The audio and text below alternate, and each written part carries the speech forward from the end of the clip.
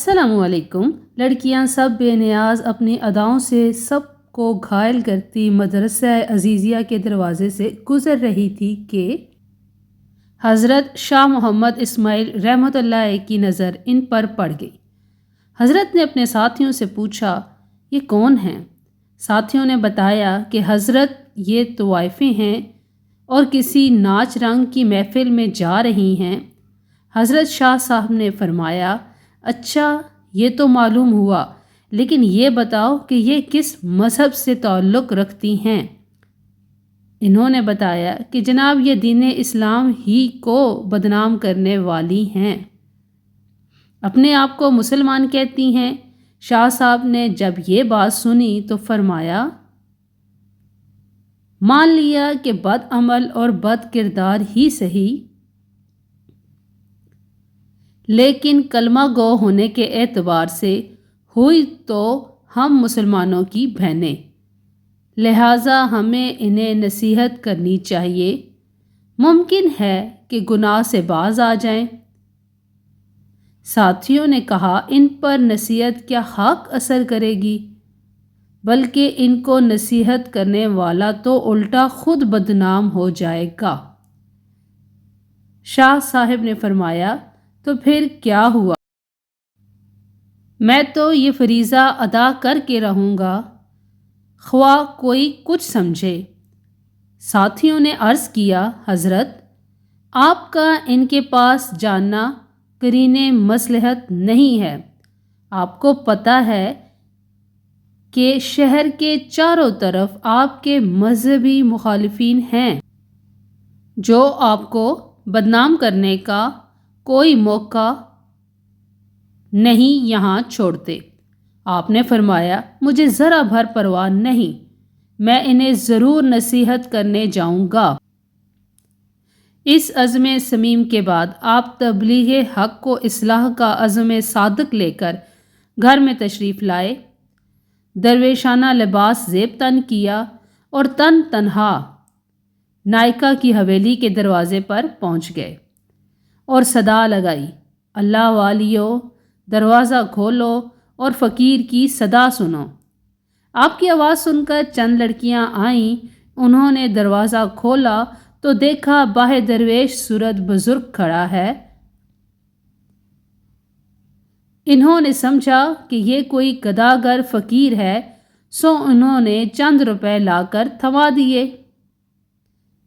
لیکن اس نے اندر جانے کا اصرار کیا اور پھر اندر چلے گئے۔ شاہ صاحب نے دیکھا کہ چاروں طرف شمع اور قندیلیں روشن ہیں،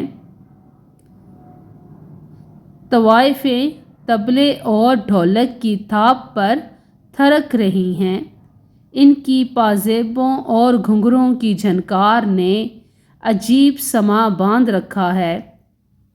جوں ہی نائکا کی نگاہ اس فقیر بے نوا پر پڑی، اس پر ہیبت طاری ہو گئی۔ وہ جانتی تھی کہ اس کے سامنے فقیرانہ لباس میں گداگر نہیں بلکہ شاہ اسماعیل کھڑے ہیں، وہ جو حضرت شاہ ولی اللہ کے پوتے اور شاہ عبد العزیز اور شاہ رفیع الدین اور شاہ عبد القادر کے بھتیجے ہیں۔ نائکا تیزی سے اپنی نشست سے اٹھی اور احترام کے ساتھ ان کے سامنے جا کھڑی ہوئی، بڑے ادب سے عرض کیا، حضرت آپ نے ہم سیاہ کاروں کے پاس آنے کی زحمت کیوں کی؟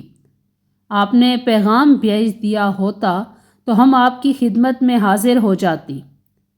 آپ نے آنکھیں بند کیے بغیر نامحرم سے کہا، بڑی بھی تم نے ساری زندگی لوگوں کو راگ و سرور سنایا ہے، آج ذرا کچھ دیر ہم فقیروں کی صدا بھی سن لو۔ جی سنائیے، ہم مکمل توجہ کے ساتھ آپ کا بیان سنیں گی۔ یہ کہہ کر اس نے تمام طوائفوں کو پازیبیں اتارنے اور طبلے ڈھولکیاں بند کر کے واز سننے کا حکم دے دیا۔ وہ ہمہ تن گوش ہو کر بیٹھ گئیں۔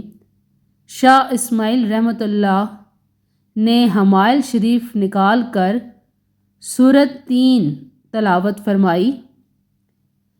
آپ کی تلاوت اس قدر وجد آفرین اور پرسوز تھی کہ طوائفیں بے خود ہو گئیں۔ اس کے بعد آپ نے آیات مبارکہ کا دل نشیں رواں ترجمہ کر کے بیان شروع کر دیا۔ ان کا یہ خطاب زبان کا کانوں سے خطاب نہ تھا، بلکہ یہ دل کا دلوں سے اور روح کا روحوں سے خطاب تھا۔ یہ خطاب دراصل اس الہام ربانی کا کرشمہ تھا جو شاہ صاحب جیسے مخلص درد مندوں اور امت مسلمہ کے حقیقی خیر خواہوں کے دلوں پر اترتا ہے۔ جب طوائفوں نے شاہ صاحب کے دل نشیں انداز میں سورت کی تشریح سنی تو ان پر لرزہ طاری ہو گیا۔ روتے روتے ان کی ہچکیاں بند گئیں۔ شاہ صاحب نے جب ان کی آنکھوں میں آنسوؤں کی جھڑیاں دیکھیں تو انہوں نے بیان کا رخ توبہ کی طرف موڑ دیا اور بتایا کہ جو کوئی گناہ کر بیٹھے تو اللہ سے اس کی معافی مانگ لے تو اللہ بڑا رحیم ہے، وہ معاف بھی کر دیتا ہے، بلکہ اسے تو اپنے گنہگار اور سیاہ کار بندوں کی توبہ سے بے حد خوشی ہوتی ہے۔ آپ نے توبہ کے اتنے فضائل بیان کیے کہ ان کی سسکیاں بند گئیں۔ کسی ذریعے سے شہر والوں کو اس واعظ کی خبر ہو گئی۔ وہ دوڑے دوڑے آئے اور مکانوں کی چھتوں، دیواروں، چوکوں اور گلیوں میں کھڑے ہو کر واعظ سننے لگے۔ تا حد نگاہ لوگوں کے سر ہی سر نظر آنے لگے۔ شاہ صاحب نے انہیں اٹھ کر وضو کرنے اور 2 رکعت نوافل ادا کرنے کی ہدایت کی۔ راوی کہتا ہے کہ جب وہ وضو کر کے قبلہ رخ کھڑی ہوئیں اور نماز کے دوران سجدوں میں گری تو شاہ صاحب نے ایک طرف کھڑے ہو کر اللہ کے سامنے ہاتھ پھیلا دیے اور عرض کیا، اے مقلب القلوب، اے مصرف الاحوال، میں تیرے حکم کی تعمیل میں اتنا کچھ ہی کر سکتا تھا، یہ سجدوں میں پڑی ہیں، تو ان کی دلوں کو پاک کر دے، گناہوں کو معاف کر دے، انہیں آبرو مند بنا دے تو تیرے لیے کچھ مشکل نہیں، ورنہ تجھ پر کسی کا زور نہیں۔ میری فریاد تو یہ ہے کہ انہیں ہدایت عطا فرما، انہیں نیک بندیوں میں شامل فرما۔ ادھر شاہ صاحب کی دعا ختم ہوئی اور ادھر ان کی نماز۔ وہ اس حال میں اٹھی کہ دل پاک ہو چکے تھے۔ اب شاہ صاحب نے عفت مآب زندگی کی برکات اور نکاح کی فضیلت بیان کرنی شروع کر دی،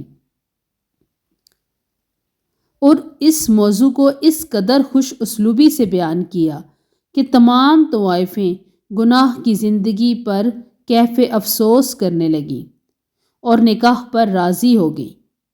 چنانچہ ان میں سے جوان عورتوں نے نکاح کر لیے اور ادھیڑ والیوں نے گھروں میں بیٹھ کر محنت مزدوری سے گزارا شروع کر دیا۔ کہتے ہیں کہ ان میں سب سے زیادہ خوبصورت موتی نامی خاتون کو جب اس کے سابقہ جاننے والوں نے شریفانہ حالت اور سادہ لباس میں مجاہدین کے گھوڑوں کے لیے ہاتھ والی چکی پر دال پستے دیکھا تو پوچھا، وہ زندگی بہتر تھی جس میں ریشم و حریر کے ملبوسات میں شاندار لگتی اور تجھ پر سیم و زر نچھاور ہوتے تھے، یا یہ زندگی بہتر ہے جس میں تیرے ہاتھوں پر چھالے پڑے ہوئے ہیں؟ کہنے لگی، اللہ کی قسم، مجھے گناہ کی زندگی میں کبھی اتنا لطف نہ آیا جتنا مجاہدین کے لیے چکی پر دال دلتے وقت ہاتھوں میں ابھرنے والے چھالوں میں کانٹے چبھو کر پانی نکالنے سے آتا ہے۔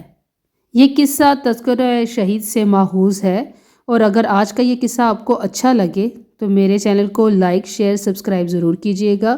دعا میں یاد رکھیے گا، اپنا خیال رکھیے گا۔ Thanks for watching.